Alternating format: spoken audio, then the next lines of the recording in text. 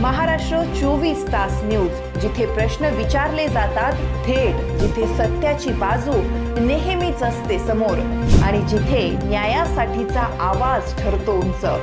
आज शेतकऱ्यांचे अश्रू असोत, विद्यार्थ्यांच्या स्वप्नासाठीची झुंज असो किंवा एखाद्या सामान्य नागरिकाचा न्यायासाठीचा संघर्ष, आम्ही असणार नेहमीच तुमच्या सोबत। कारण महाराष्ट्र 24 तास न्यूज हे आहे तुमचं व्यासपीठ, तुमचा साथीदार, तुमचा आवाज। म्हणूनच आजच लाईक करा, शेअर करा आणि सबस्क्राईब करा महाराष्ट्र 24 तास न्यूज। कारण हा प्रवास आहे तुमचा, तुमच्या हक्काचा, तुमच्या प्रश्नाचा आणि तुमच्या आवाजाचा। महाराष्ट्र 24 तास न्यूज। प्रतिक्रिया काय? जनता आमच्या सोबत होती सगळी, जनता सगळ्यात म्हणजे सगळ्यांची सामान्य जनतेचा विजय हा मदत झाली, सगळ्या जनताची आम्हाला नाही का, सगळ्या जनताची मदत झाली। जनतेने आपल्याला निवडून दिलेला आहे, प्रभागाबद्दल आपलं विजन काय राहणार आहे?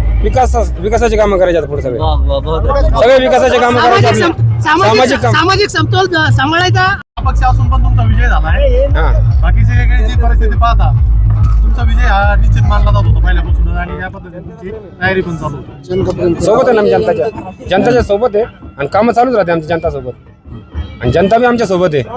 श्रीरामपूरमध्ये पहिला इतिहास आहे का अपक्ष उमेदवार हा स्वतःच्या हिमतीवर म्हणजे जनमत आपल्या पाठीशी असेल तर नक्कीच या ठिकाणी विजय करतात। तर तुमचं जे कार्य आहे त्यामध्ये लोकांना काय भावलं, तुम्हाला काय वाटतं? लोकांची तर काही अडचणच नाही आली, लोकांनी इतकी मदत केली हिशोबाच्या जास्त, म्हणजे काहीच अडचण नाही आली, कोणाला काय म्हणायचे, आपल्याला लय मदत केली लोकांनी। आज या ठिकाणी आज जनतेने जो विश्वास मान्य पैलवान अर्जुन भाऊ दाभाडे यांच्यावर दाखवला व भरघोस मताने असं विजयी त्यांना केलंय, तर जनताचा विश्वास हा आमचा पैलवान कधी तोडणार नाही।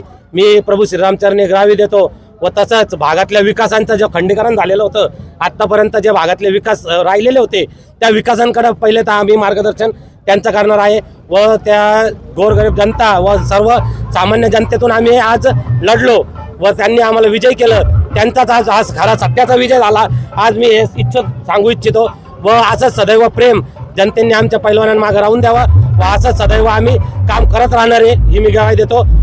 या निकालापासून तुम्हाला एक सांगू इच्छितो, या निकालामधून जे तुम्ही सर्वजण या ठिकाणी सांगत होते का ज्या एक नेत्याला पाहून तिकीट दिलं पाहिजे, तर सामान्य जनतेला जर तिकीट दिलं किंवा सामान्य कार्यकर्त्याला जर तिकीट दिलं ना तर एकदम चांगल्या प्रकारे उमेदवार पण निवडून येतील आणि भागाचा देखील विकास होईल। कारण की मी देखील एका पक्षातून उमेदवारी मागितली होती, माझी उमेदवारी देखील या ठिकाणी डावलली होती, परंतु मला ज्या ठिकाणी डावलं त्या ठिकाणी ऑपोजिटचा उमेदवार निवडून आलेला आहे। म्हणजे यातून एक सांगायचं आहे तुम्हाला की पक्षाने देखील सामान्य कार्यकर्त्याला न्याय दिला पाहिजे, नेत्याचा विचार केला नाही पाहिजे। या ठिकाणी ज्याप्रमाणे आमच्या भागातील जनतेने आमच्या सामान्य कार्यकर्त्याला न्याय दिला, निवडून आणला आणि श्रीरामपूरमध्ये सर्वात जास्त मताने या ठिकाणी अपक्ष उमेदवार निवडून आलेले आहे, सर्वात जास्त निवडून। या चॅनलच्या माध्यमातून तुम्हाला सांगू इच्छितो की नेते मंडळीने आणि पक्षाच्या कार्यकर्त्यांनी देखील सामान्य कार्यकर्ता तो ग्राउंड लेवलला काम करतो ना त्याचा खऱ्या अर्थाने विचार केला पाहिजे येणाऱ्या काळामध्ये, ही तुमच्या माध्यमातून मी सर्वांना विनंती करत आहे। आणि हा विजय आहे सामान्य जनतेचा आहे, तुम्हा आमचा आहे,